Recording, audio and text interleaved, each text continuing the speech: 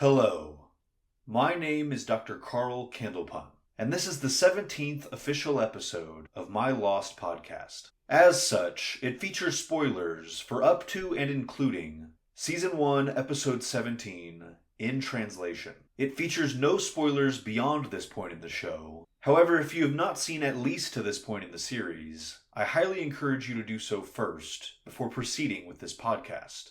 But without further ado, let's begin.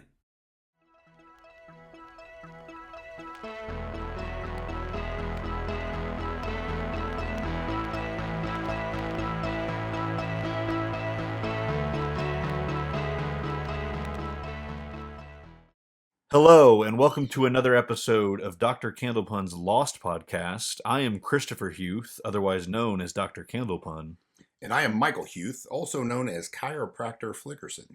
And today we are here to talk about Season 1, Episode 17 of Lost, In Translation. So this one very directly correlates to Sun's flashbacks from the 6th episode, which the way we've been watching it was quite some time ago. Yeah. So I didn't know, was that confusing at all for you, or did you appreciate that it was kind of showing you the same time frame, but from his perspective? Yeah, no, I did appreciate it. And again, Mr. Memory Guy, it wasn't a stretch for me to relate it back to her episode or her flashback either. So yeah, I enjoyed that. Cool. Last week, it was Sawyer's episode, and I asked you if his flashback, specifically the one at the beginning of him as a kid, softened you on him at all. And I don't think it did, really. Not really. Yeah. Well, so this episode, Jin's spent most of the season being, a total douche. Did this soften you on him at all? Yeah, it's kind of a weird answer because I don't want to pretend like I'm smarter than I am, but culturally, it meant more to me. Okay. It just from everything that he went through, the transition that he went through, then causing the transition in their relationship, it meant a little bit more to me. Honor, dishonor, things like that. But yeah. I'll just throw this in there. Like getting older, it hit me in my feels as the episode went on, and it's like I don't remember 20 years ago, but I bet you I didn't have that kind of reaction where I felt all soft about it and my eyes wanted to sweat. So yeah, I liked it. What part specifically had you feeling that? Well, it started with the turmoil of he's essentially going to do anything for love. Mm-hmm. And now he finds himself completely changing who he is. He can't communicate with her about it, which is causing tension. She's feeling like he's distancing himself. Well, he's only wanting to distance the one terrible thing he's doing that's not like him to move forward with the relationship. And then towards the end of the episode, when he finds out, yeah, and there's this the packing event, and it was just like, whoo, yeah, because there was a moment, and I thought like I didn't remember. I'm like, oh man, is he gonna tell her that yeah, we were gonna do this restart thing, I was down, and then no. So yeah, you find out that while she was planning on leaving him in Sydney. If they had made it to Los Angeles, his plan was for them to kind of disappear. Started again, reset. Baby. Yeah. And so that's where he was at when the plane crashed on the island. Now, in this episode, after the reveal that she speaks English, and after her saying what she says in the cave, he says it's too late. So, what's your take on what has changed for why does he now think it's too late versus his dad talked him into? Yeah. I'm struggling a little bit with that because there's this point during the scene where Michael is punching him. In my mind, I'm like, I don't remember, but please tell me he blocks one of these punches and flatbacks Michael on the beach, and everybody's like, whoa, but then when that didn't happen, it kind of hit me that, is he punishing himself through Michael, for kind of penance to who he became, I don't even know that I put that much thought into it, but I think I just kind of always took it as everybody's there to basically confront him because they think he did this thing. And you remember the last time that he started punching Michael, they all grabbed him and handcuffed him to the thing. True. Yeah, justified as that was. but I'm just saying, it might have seemed a little reluctant to end up in Palm Tree Prison again.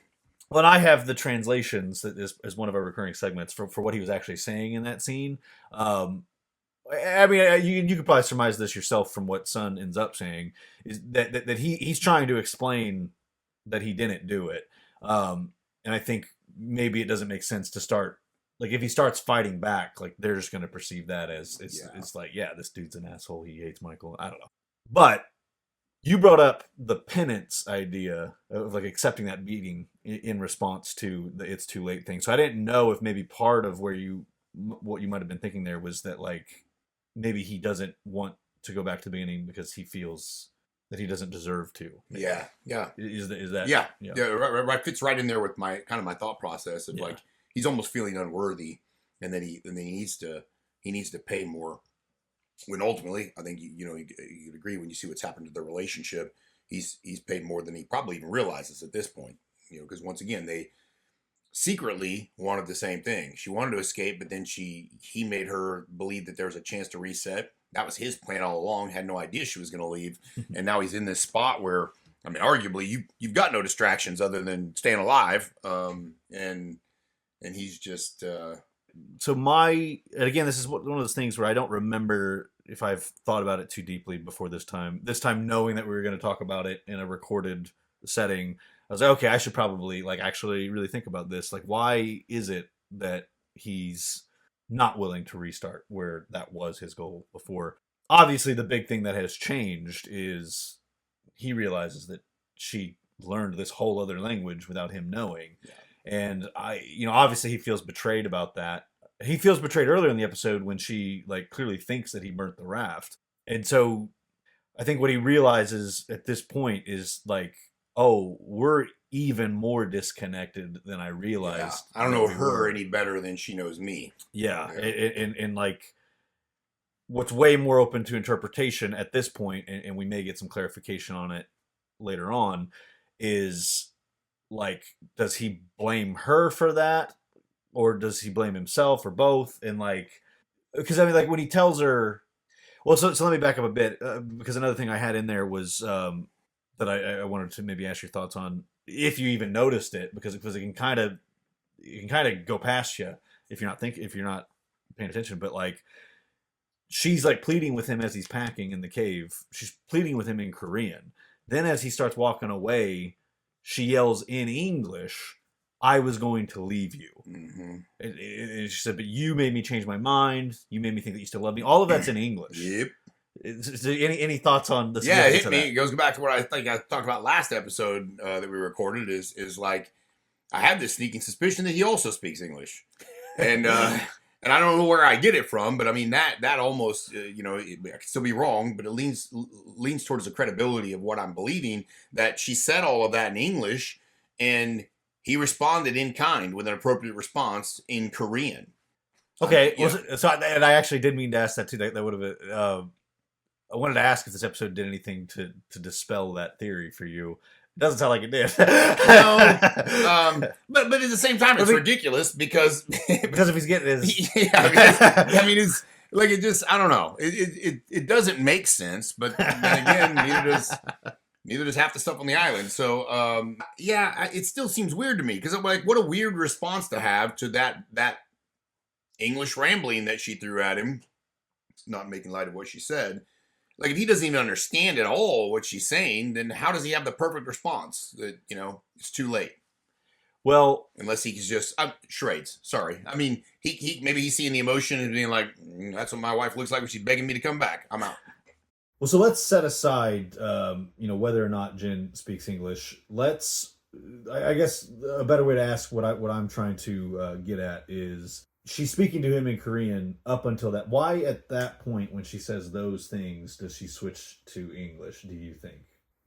I speculate at the moment that it was to prove that Jin speaks English. No.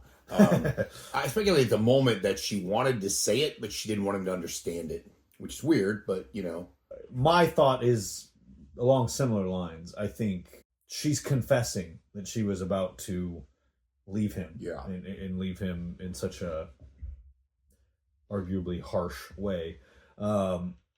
and I feel like it was maybe too painful to like say it so explicitly in a way that he would so clearly understand. Whereas by saying it in English and the way that she's saying it and the emotions that come with that, I think she's wanting him to intuit essentially what she was saying. Yeah.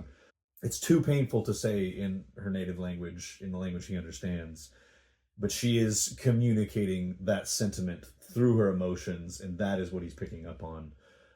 And then when she switches back to Korean, it's the question of, or she says, "I want to start over. Like, can we go back to the beginning?" And so that's the part that he explicitly responds to, is in, no, it's too late.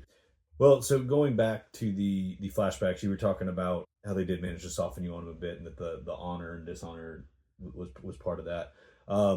For me, it helps a lot to see the actual context of why he's coming home covered in blood. That like he was actually trying to stop something much worse from happening. Yeah. And even when he does that and he sees the kid there, like, yeah.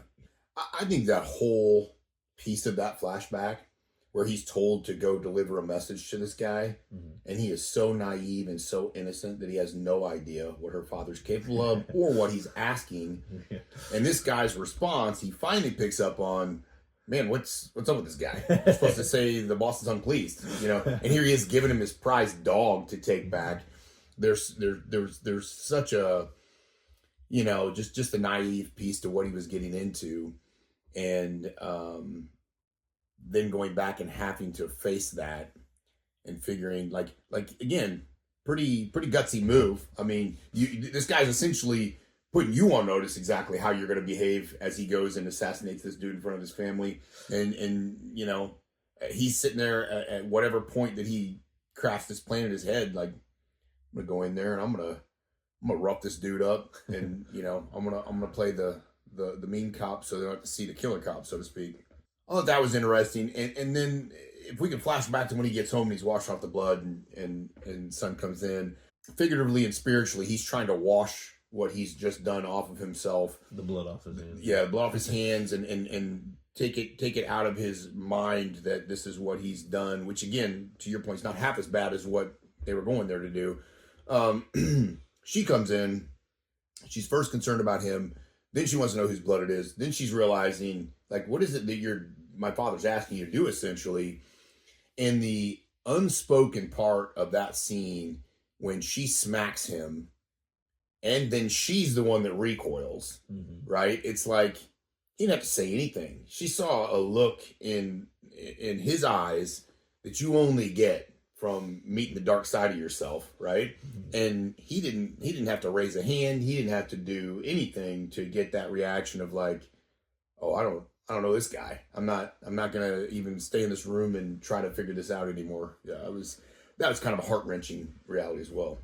It's interesting because I don't think it's the smack that brings that out in him. I almost feel like, or I'm wondering if you would agree, like on some level maybe he resents her in that moment because he feels like he had to do this to be with her. That's just interesting. No, it is. I mean, yeah, it is. It's like he's willing to do anything. She clearly, doesn't, like her father, but she allows him to become employed. And he most likely feels that you didn't have to know everything to know what a terrible person your father, or businessman at least, your father is, right? And you put me in this position. It was worth it to put me here. And I'm doing it because it's worth it for our future. And now you're questioning whether or not I'm doing the right thing when you took me to the party. You dropped me off. You didn't want me to party? Well, to be fair, and this was in her episode, not this one. In her flashback to the night before he goes and meets with the dad for the first time, she's wanting to go elope. He's the one that feels like he needs to go and get the blessing and all that. I think he might resent her in that moment, but I wouldn't go so far as to think that fuck you, you knew. Yeah, gotcha. But I really like that scene where he's meeting with the dad, though. He's talking about what he wants to do, open a restaurant and all that, and then the dad's like, well, what would you do to be with my daughter? And basically gets to the part where he's like, why would I let my daughter marry a man who's so willing to give up his dream? And he's like, because she is my dream. Yeah. It's like, oh, good answer. But even this mafia type dude, like gets up and shakes his head because they're like, yeah, all right. So yeah, I like that a lot. Well, then in the flashback on their wedding day, she's asking him to button her up, and instead he's like being flirty. And do you get how that parallels on the island in the pilot? Hey, button up. Oh yeah, gotcha. Yeah. I didn't think about it. Yeah. Did you see Hurley in Jin's flashback? No, I didn't. So when he goes to the Secretary of Environmental Protection or whatever it is, when he goes to see that guy the first time, and the daughter's watching TV with the puppy, Hurley's on the TV. Like it looks like some kind of reality show, him getting in a car or something. Oh wow! Yeah. I had to watch it again. Yeah, I missed it 20 years ago, and I missed it today. Yeah, so it's another. We're starting to see, like, Sawyer was in the police station, and then Sawyer ran into Jack's dad. Seems like there's starting to be a pattern of these 7 degrees of Kevin Bacon. Yeah. I'm gonna jump away from Sun and Jin for a minute. There's still a lot more to talk about there, but this is another episode that kind of has that whodunit element that I've talked about, how a lot of episodes have in the first couple seasons. I mean, that said, it's not necessarily presented as a whodunit. It's almost a foregone conclusion. It's presented as one, that it was Jin that burnt the raft. Were you just accepting that at face value at first, or did you? I don't remember accepting that 20 years ago, and I definitely didn't accept it. Watching it again, I'll tell you, my first thought is when there's that shot of creepy John Locke. Yeah. I'm like, well, yeah, of course Locke did it because he doesn't want to leave the island. Yeah. And then I thought, well, that's exactly what they want me to think. So then I just dropped it. I didn't even put another thought into it. Who might have done it? I was confident Jin did not do it, and then I became more confident that Locke did not do it.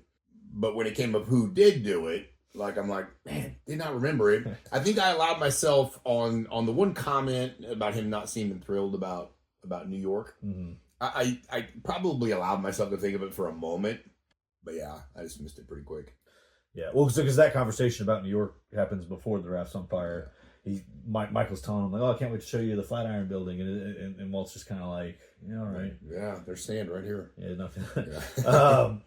When Michael starts yelling at Sun and like demanding to know where Jin's at, that's where Walt's like looking like, oh shit, and he starts like frantically trying to scoop up the sand. But yeah, it's just one of those things where it's like, you have the obvious one, which is Jin, and then you have the red herring, which is Locke. Because they do cut to Locke like watching the fire burn, and even when Locke comes to Jin's defense and gives that big speech, like blaming it on the others, like I feel like a lot of people, and I feel like that was probably the intention of the writers, like they probably want you to be like, oh, he's saying that because he did it. He's deflecting.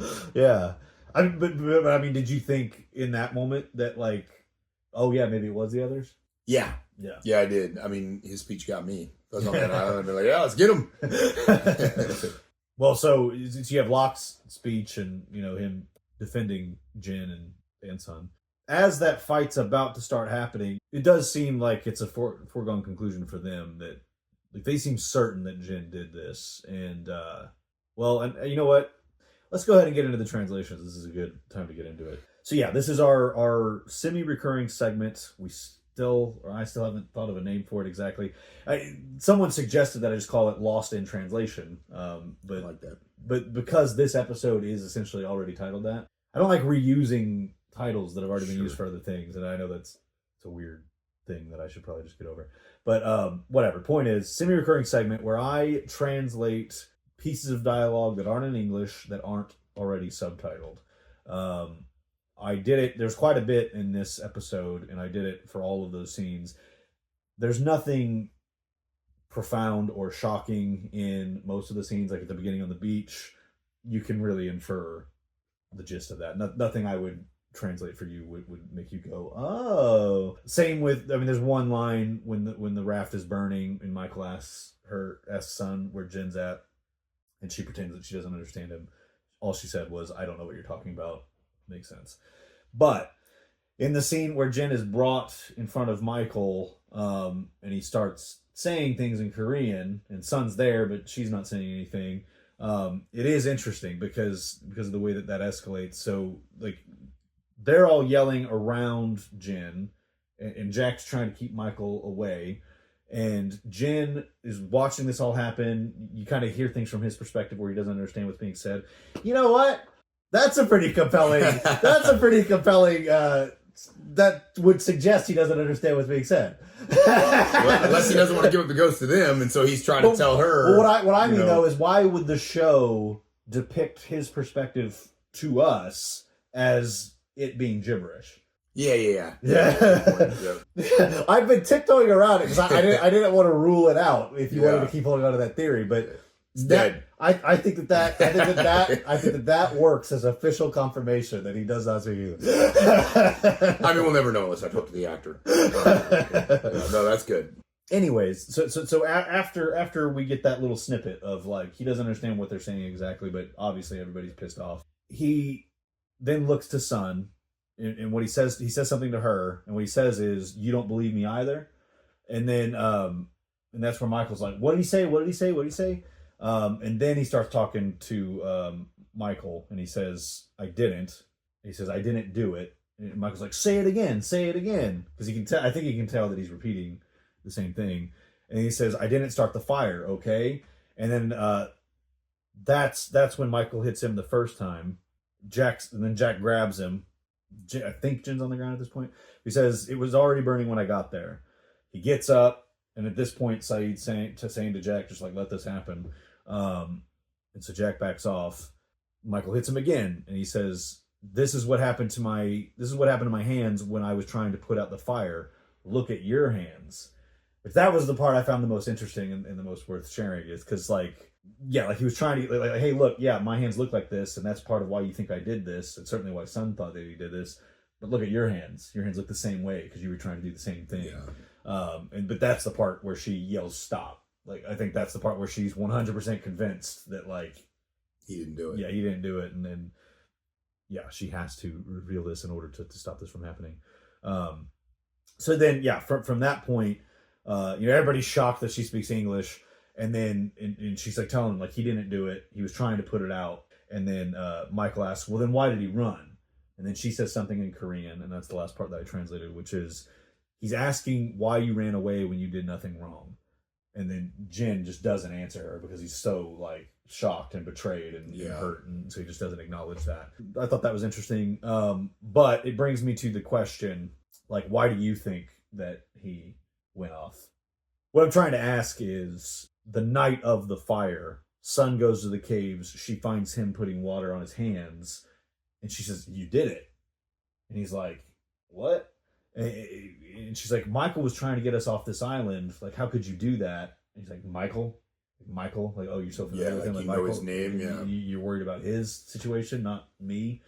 And then he storms off, and the next morning he wakes up out in the jungle by a tree, and he goes to the stream. So I'm recapping all that to ask, and I think it's I'm not looking for anything profound here. It's just, well, you're to get it. Okay.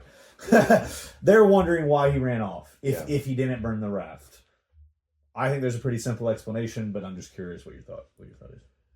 Well, the simple answer is his hands are burnt. He's not an idiot. He knows how that might look, and so he's just not wanting to start that confrontation. It may be inevitable. Maybe that he's able to get out there, come back with some sticks or whatever, have his hands wrapped up and say he cut himself. I don't know. The deeper part that I kind of wonder is, since he was close enough to be the only one trying to put the fire out, and no one knew he was there trying to put the fire out, makes me wonder if he saw that Walt had started the fire, and the last thing he wanted to do was out Walt, or even try to have a conversation, I think that's where my heart sits. Is that's the thought process? Maybe.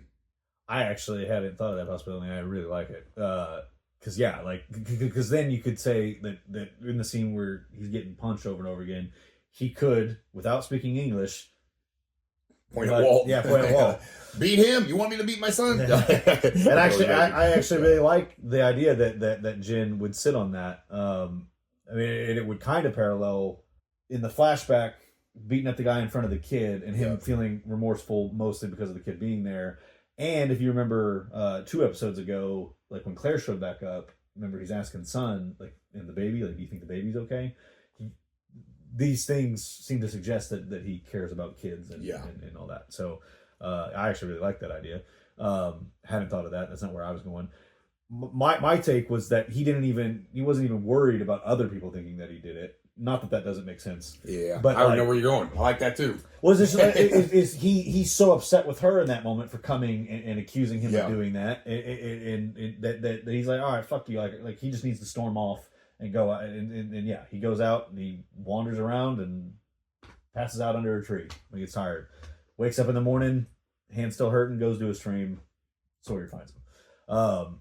That was again. I don't think it needs to be anything more than that. Sure. It doesn't need to be this big mystery that's never resolved or anything. But yeah. You want to know what the plot hole is? How Sawyer found Jen in the jungle. Oh man, I wasn't even gonna bring this up, and I'm so glad you said that because it kind of fits into. So our other 2 semi-recurring segments, both of which I have other things to feature for this episode. One's not actually a plot hole, so I can address that as not actually being a plot hole. And the reason it's not actually a plot hole is because there is a deleted scene, and it's not the one that I was going to talk about for unfortunately deleted scenes because I didn't think we needed it, but maybe we did. Basically, there's a short deleted scene where Sawyer's got Jen captive, and he said, "It's like, yeah, I figure you need to come out for water eventually." And he like calls him Kato or something, and so it's a very short, simple thing. But yeah, it's basically he just figured he would stop by, like he'd walk down the street, hunting man like you're hunting animals. So yeah, there's that. Okay, so we can move on to the other 2 semi-recurring segments.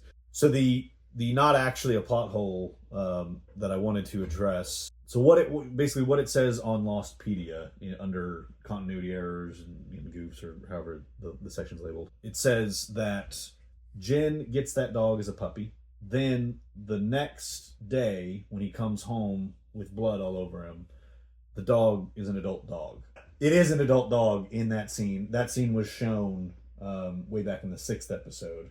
You know, remember he comes home with the puppy saying like, "Oh, I've been working such long hours," and then in her next flashback, he comes home and it's fully grown. The implication is that a lot of time has passed. Whereas in this episode, and again as it's stated on Lostpedia, is that he gets the puppy the next day. He comes home with the blood on him, and it's fully grown. The assumption that whoever wrote that as a plot hole seems to make is that as soon as the next day happened, that guy just completely got over that warning where he was like so fearful and apologetic that he just went ahead and shut down the factory anyways. And then Son's dad is like, no, you need to kill this dude. Yeah, that doesn't add up. Yeah. Right. So the way I actually read it and the way I'm pretty sure it's meant to be read is that he delivers that message that night. He gets the dog. The dude's like super fearful and apologetic. Some time passes, at least a couple months, and either from pressures at work or whatever, like the dude, the fear doesn't stick. And he ends up starts to do his job. Right. and he shuts down the factory. And then Son's dad's like, what the fuck? Like, whatever Jen did, he did not get this point through. Yeah. So now I'm going to have him drive this guy, and this guy's going to resolve it permanently. Yep. And then that's when and evidence to suggest that, because I feel like the person's also maybe assuming that what Son's dad wanted from the beginning was Jen to go there and kill him. I don't think that that's true. I think the fact that the hitman doesn't go ahead and kill the dude anyways, despite the beating, suggests that, like, oh yeah, that wasn't necessarily where it needed to go. You know what I'm saying? Yeah. No, I see it. I think he was fully intent on killing him and showing Jen a little on-the-job training. Yeah. This is the message that he meant to send. Or this is the result if your messages aren't clear enough type thing. Right. And then when Jen jumped in and handled it the way he should have handled it the first time, the guy's like, maybe this guy gets it. I don't have to whack this guy in front of his wife and kid. Yeah, exactly. So yeah, all that's to say, not a plot hole. It's not. There's nothing that says that was the next day. I kind of get why you would think that. Yeah. But if you don't, what's really weird is I'm not the deep one on this, but that just never occurred to me. Yeah. That guy, I never thought that for a second. Yeah. Okay. There you go. And then the last one. This is a deleted scene that I could show you the video of. The reason that I'm not going to do that, and the reason I'm not putting it in the podcast, is because they never cleaned up the audio for it. Like the scene takes place between Jack and Kate while they're in the cave by that waterfall. So all of the original dialogue that they recorded that day, like they never like quieted down the waterfall. So it's actually kind of hard to hear the dialogue. And the water just constantly gets louder and quieter. So I was just going to kind of summarize it and point out a couple of reasons that this isn't the most unfortunately deleted scene. Like there are scenes where I think they absolutely should be in the show because without them things don't make sense. This one's not quite to that level, but there are things I like about this scene that I'm like, yeah, it would have kind of been cool if they'd been able to keep that. But yeah, basically it takes place in the caves, like I was saying, between Jack and Kate. It's after the confrontation on the beach, so after everybody now knows that Sun speaks English, and basically Jack is talking about how back at the hospital we used to run soap operas all day, like in the waiting room, and he said I think we got him beat, like Sun speaking English and her own husband not knowing. She's like, that's ridiculous. It's only a soap opera when the evil twin shows up. Jack's like, do you think they'll be okay? Kate kind of like gives a frown. And Jack says, yeah, I guess your relationship has officially gone sour when the secrets start. And Kate's like, well, we've all got secrets, Jack. You, Son, me. And then he's like, Locke? And she's like, what? and he's like, well, we know it wasn't Jin. And she's like, you think Locke burned the raft? And he says, the man disappears for hours every day. Suddenly he steps up, makes some fancy speech about others on the island, and it's case closed? Just saying. So Kate says, well, maybe it was me. He says, it wasn't you, Kate. She's like, I'm the only one here with the mugshot. How do you know it wasn't me? He says, because I know it wasn't you. It's such a short scene, and there's so many little things that I like about it. Firstly, it continues. A few episodes ago, we had Jack getting suspicious of Locke. And this would kind of, reinforce that that's still a thing. Yeah. He's not letting it go. Yeah. Obviously, the little thing in there, the little jab in there about once the secret starts, like we've talked a lot about that in the previous weeks about how he clearly cares for her and he wants to have this connection with her, but she's not letting him in, and that's a source of frustration for him and maybe part of why he didn't trust her with the gun. But we also talked about how, when she comes to him about the case, when she tells him about the guns, but it's clear she still wants in the case, he knows her well enough to know that it's not the gun she's after. So he's like, okay, what else is in the case? Yeah. This kind of reinforces that too, is like he knows her well enough that like I don't really know entirely what your deal is, but I know you didn't burn the fucking raft. Like I know that's not what you're about. And yeah, there's something else in there that I can't get into for spoilery reasons, but I'm sure a lot of the people listening might know what I'm referring to. So again, not the worst thing that's not in the episode. There's just things about that scene that I like. Yeah. So now that brings us to our communications with the outside world segment, and you'll be excited to hear that we have another video message from Ben from good old England. Merry old England? Is that it's from England? Sounds good to me. So much like last time, there are multiple parts to this, so I'm going to play a section of it, and then I'm going to pause it, and then we can discuss that before moving on to the next one. Hello, Chris and Mike. This is Ben, candidate 90, with some more questions for you, mostly related to the episode in translation, but some more general ones as well. So question 1 about in translation is about the Korean subtitles. At the time, it was quite notable that the show had long sections, just subtitles, no English. It didn't suddenly do the Hunt for Red October trick where you kind of go whoosh and then you're hearing them in English the whole time, which I believe Lost does sometimes use, but in this case, no, it's all in Korean, probably because the audience had to follow when they were speaking Korean, when they were speaking English, when they were pretending that they couldn't speak English, as in Sun's case. I guess to Mike, as someone who is kind of watching this as a new show. Does this feel notable to you now still, that you're in scenes for 3 or 4 minutes at a time, it's all subtitled, or does that feel more usual? Does modern TV do that a lot more now? And do these long subtitled scenes distract you, or do you find that it kind of gives it some added realism, so it kind of makes you feel more involved in the scene?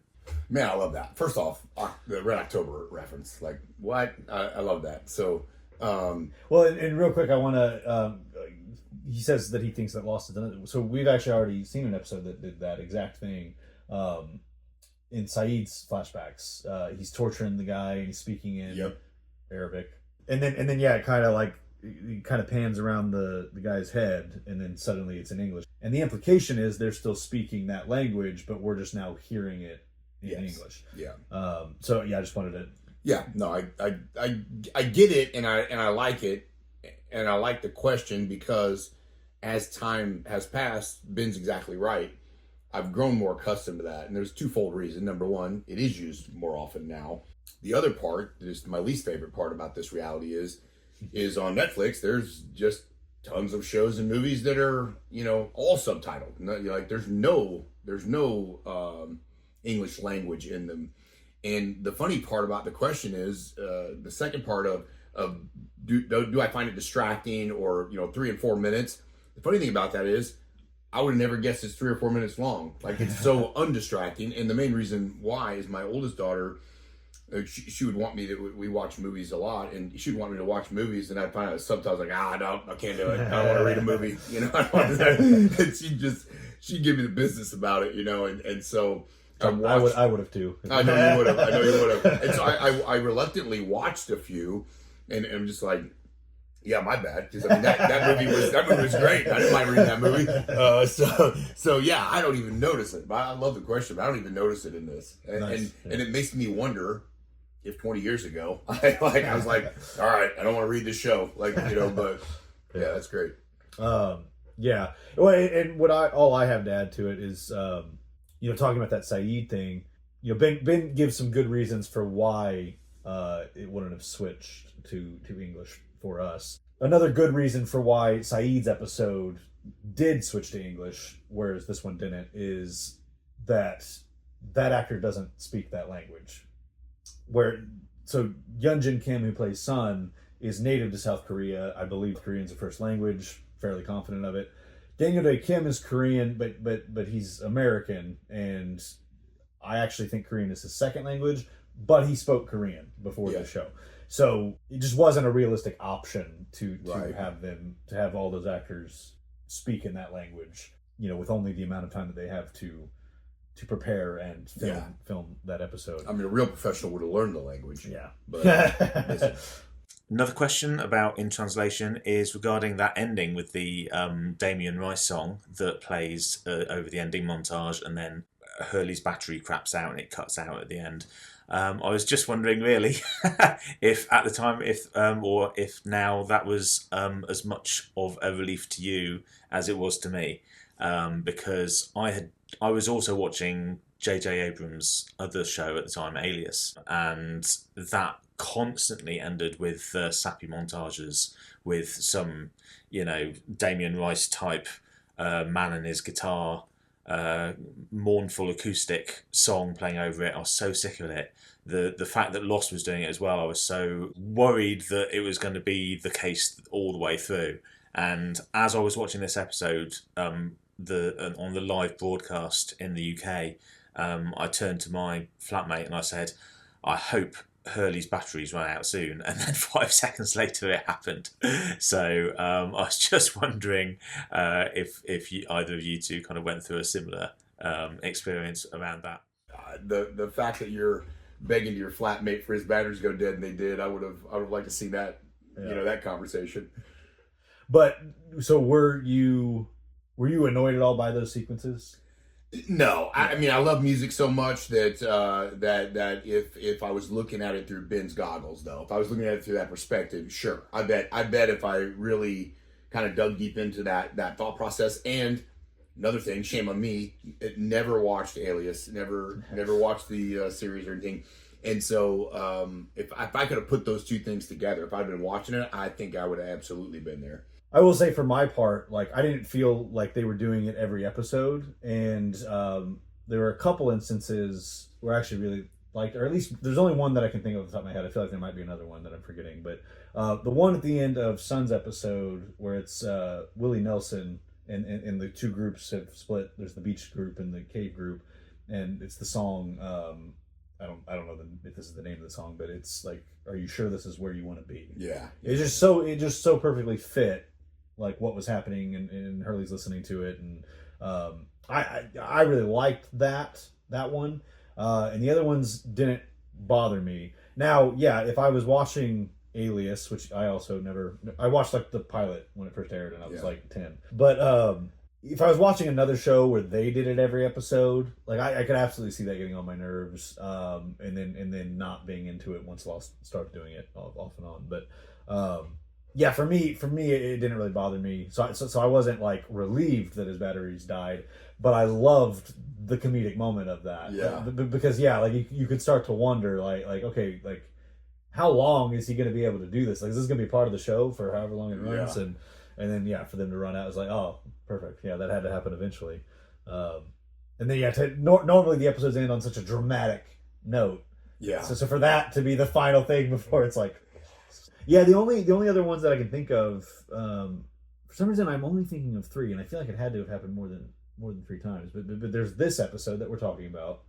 There's the one with the caves with Willie Nelson, and then there's the first episode after the pilot, which is this big montage of things kind of settling down, and then it ends with Locke looking all sinister. Yeah. There has to be another.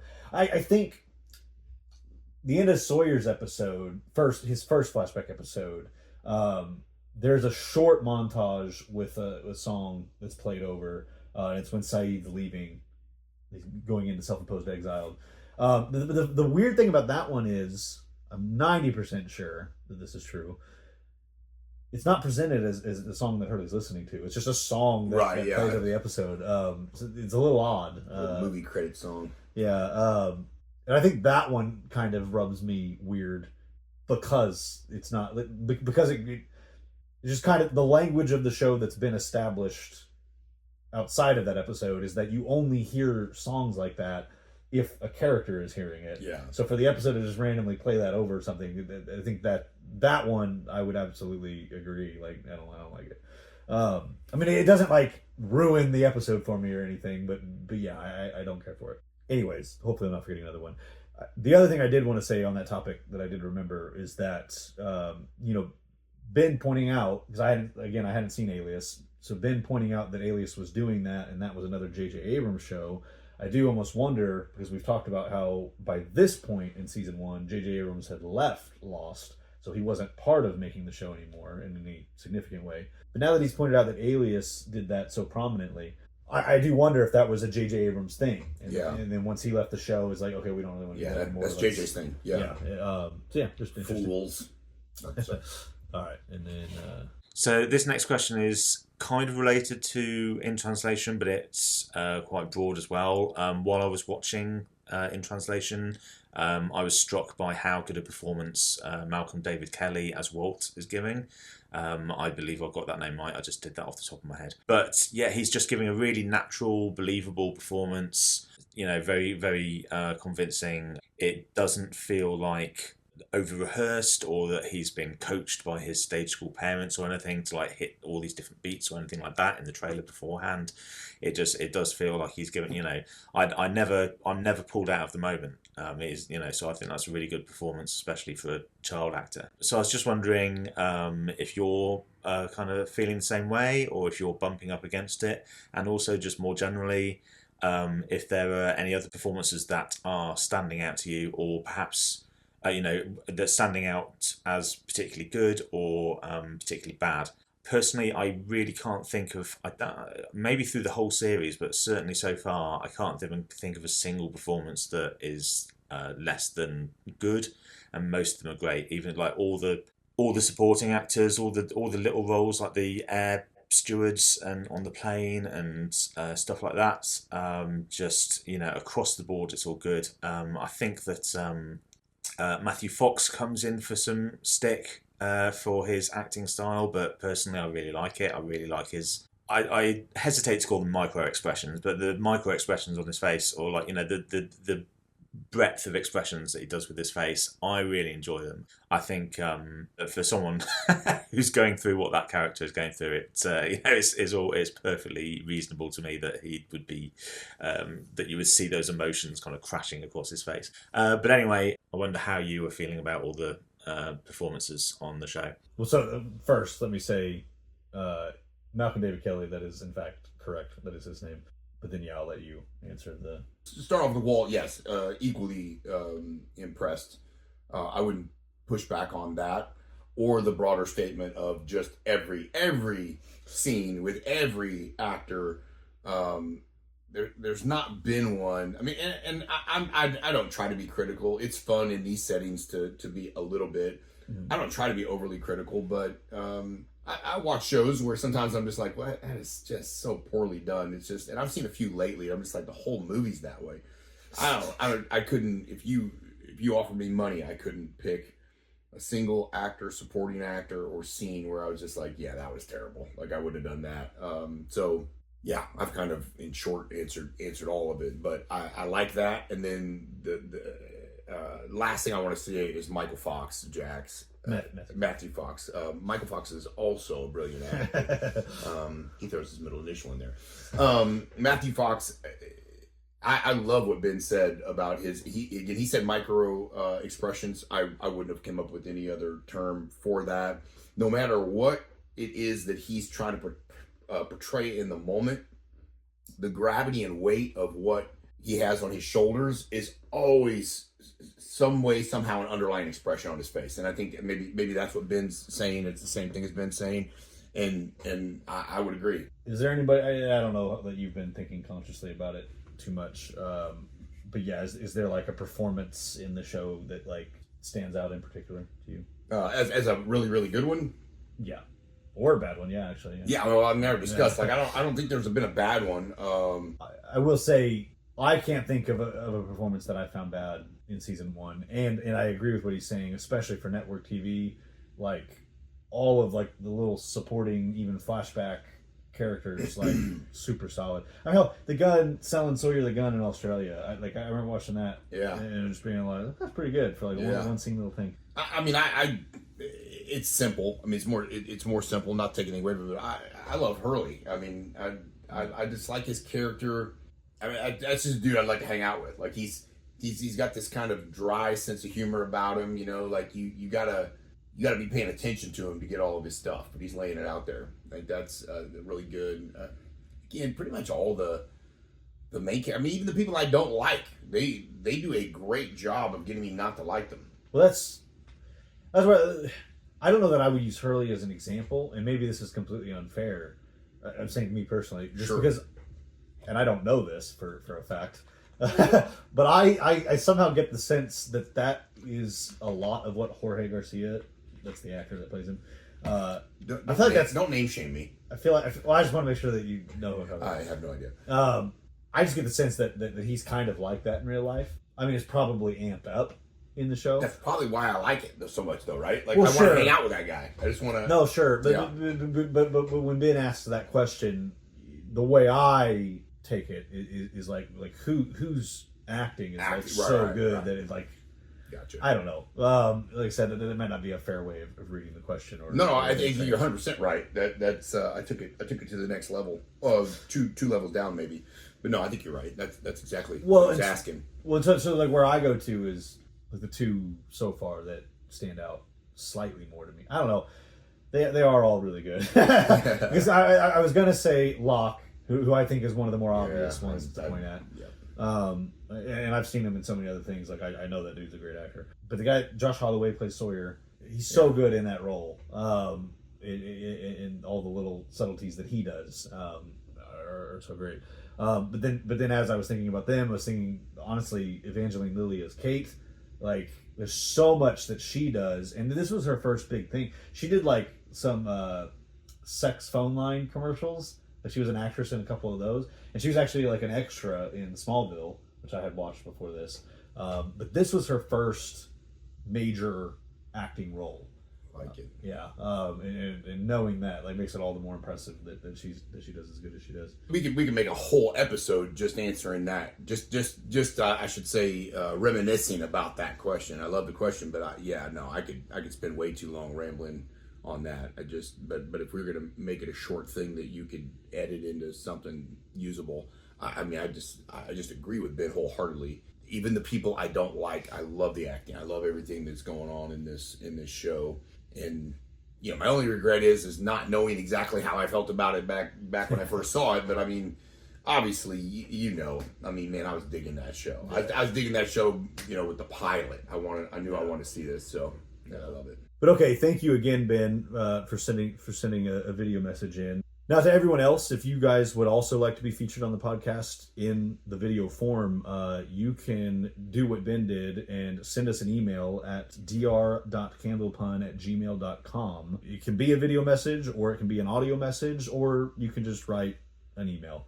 And we will feature that on the podcast. Or if you're watching this on YouTube, you can just leave a comment, and we will also feature you that way. If we've said something that you want to respond to, or if we didn't say something that you think we should have talked about, or if you have insight that you think that we lack, because I know that there's a lot of that. Please do send those in. We love hearing from Ben and our other regular commenters. It's been really, really cool. But all right, I think that's everything that we have for today. We will be back next week for episode 18, Numbers. Hope to see you then. I would now like to give a special thank you to the currently active donors. These include candidate number 90, Ben Ward, candidate number 108, Jeffrey Winslow, candidate number 69, Brian Phillips, candidate number 32, Chuck Boyd, and candidate number 341, Hans. If you too would like to become a candidate, you can do so for as little as $1. One-time or recurring donations can be set up on Ko-fi.com/Candlepun or Patreon.com/Candlepun. A donation of any amount will get you credited in this podcast and added to the candidate wall, which will be displayed in all video versions of the episodes of this podcast from that point forward, even once you're no longer donating. I would also like to take this opportunity to thank the multiple people that have donated equipment and resources that are used in the production of this podcast. These include Mary Mullins, Brandon Huth, Charles Huth, William McMahon, and Charlene McMahon. Until next time, namaste and good luck.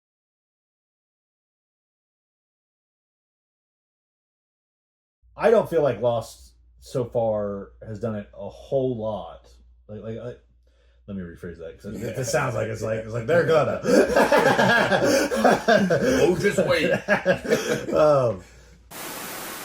7 little... degrees of Kevin Bacon. Yeah. It's 6 degrees. Just so Oh, I throw the extra one in there that nobody thinks about. And so I can address that as not actually being a pothole, not actually. Sorry. To like this video, click the thumbs up. Or, if there has been an incursion by the hostiles, click the thumbs down. To leave feedback, enter a comment below. To be notified when more videos arrive, click the circle and then select the notification bell. To view previous content from this channel, click either of the 2 boxes.